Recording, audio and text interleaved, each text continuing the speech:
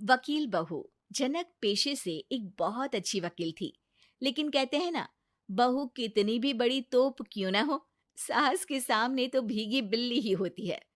अरे जनक, क्या बात है? आज रोटी नहीं मिली अभी तक। ये तेरा कोर्ट नहीं है जो आज फैसला ना हुआ तो कल की तारीख मिल जाए। रोटी तो रोज वक्त में चाहिए। हाँ। माँ जी, रोटी तो कब की बन गई। मैंने आपको कहा तो खाना खाने के लिए, आपने शायद सुना नहीं होगा।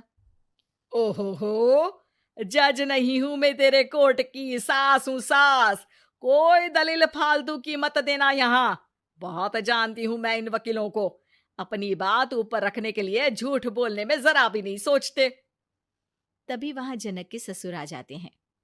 अरे भाग्यवान, क्यों बेचारी के काम को कोसती रहती है हमेशा। मैं भी तो था वहां जब ये आई थी तुझे रोटी खाने को बुलाने के लिए। सास को तो अब गुस्सा आ जाता है कि कैसे किसी ने बहू की साइड ले ली। अरे वाह जी वाह, वो तो मैं जानती थी कि कोई ना कोई गवाह तो ये पेश कर ही देगी। पर मैं तो अब सीधा खाना खाकर सोने जाऊंगी। मुझे आदत नहीं है किसी से बहसा बहसी करने की। पता नहीं कैसे ये वकील इतना दिमाग लगाकर खुद तो झूठ बोलते ही हैं, साथ में झूठे गवाह भी ले आते हैं। जनक को सास के ताने सुनने की अब आदत सी पड़ जाती है। एक दिन जनक वकील की ड्रेस पर काला कोट पहनकर कोर्ट के लिए निकल ही रही होती है कि अरे कहाँ चली काला कौवा बनकर? टोक दिया ना। अब कोर्ट तो वकील वाली ड्रेस पहनकर ही जाऊंगी ना। वाह भाई वाह, दामिनी तो मैंने भी देखी है। सन्नी पाजी ने ऐसा ही कोट पहना था और कहा था कि तारीख पर तारीख, तारीख पर तारीख। मतलब कि कोई बात करनी है तो बोलिए, वरना वक्त नहीं है मेरे पास खराब करने के लिए। अरे पता नहीं तुझ में क्या देखा मेरे बेटे ने, सारा दिन वकीलों वाली बहस करती है, भोली भाली सास के साथ। अच्छा सुन, जो इतनी बहस मेरे आगे करती है ना, जरा अपने बॉस से कर ले, जो 1 साल भी ना हुए तेरी शादी को और काले कपड़े पहना दिए। अंदर जा और लाल कोट पहन कर आ, पता तो चले कि नई नवेली शादी हुई है। अरे माँ जी, कोर्ट में मेरा बॉस क्या करेगा? ये तो पूरे देश की ड्रेस है वकीलों के लिए। लेकिन सास तो ठहरी सास। अच्छा, तो कोई जरूरत नहीं है 2-4 साल कोर्ट जाने की। शादी थोड़ी पुरानी हो जाए तब इजाजत दे दूंगी मैं तुझे काले कपड़े पहनने की। अब क्या था, मन मारकर जनक को लाल रंग का कोट पहनकर कोर्ट जाना पड़ता है। उसके जाने के बाद आहा, बढ़िया, ये पूरे देश की ड्रेस की बात करने वाली।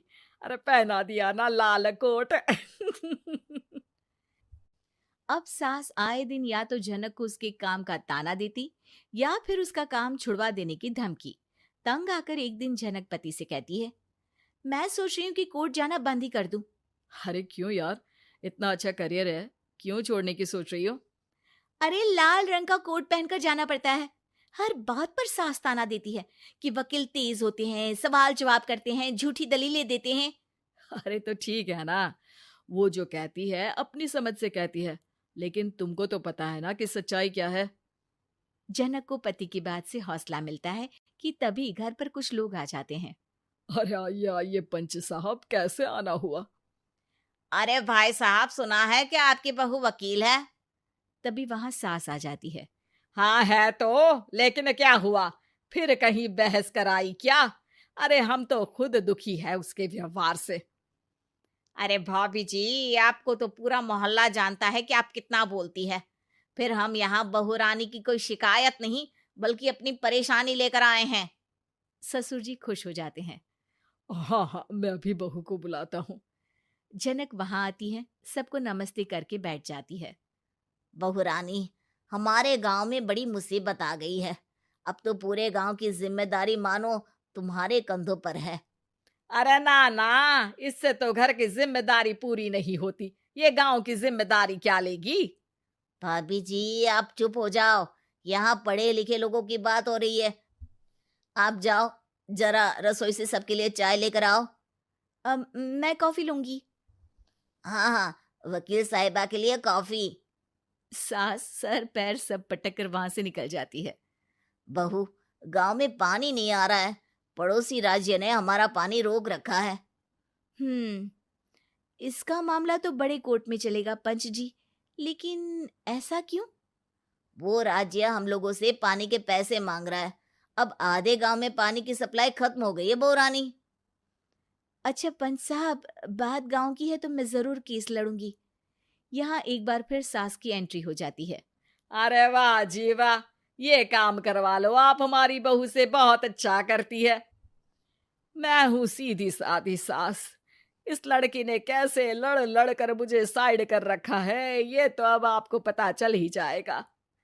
अरे भाभी जी, आपकी आवाज तो पूरे गांव को सुनाई पड़ती है जब आप बहू रानी को सुंदर वचन सुना रही होती हैं। अरे वकील बहू मिली है, फक्र करो फक्र। हाँ जी हाँ, सारी फकर तो हम लोग ही करें। खैर, अब जो केस लड़ेगी और पानी गांव में आ जाता है तो पंच साहब लिख कर देना होगा कि हैंड पाइप में सबसे पहले मेरी बाल्टी और घड़ा भरेगा। अरे फिर तो हम बहू रानी के नाम पर घर पर ही सप्लाई दे देंगे, लेकिन ये इतना आसान नहीं है। बहू, गांव के पास अभी वकील करने की भी पैसे नहीं है तो। अरे पंच साहब, ये मेरे गांव का मामला है, मैं आपसे एक भी पैसा नहीं लूंगी। सास को बहू की बात पर गुस्सा आ जाता है, लेकिन सबके जाने के बाद झनक मन लगाकर गांव की परेशानियों को दूर करने में लग जाती है। और वो दिन भी आता है कि झनक केस जीत जाती है। अरे आज तो प्लम्बर आकर घर तक पाइप लगा गया है। खुश हो जाओ, मेरे कारण तुम लोगों को घर के अंदर ही पानी मिल जाएगा।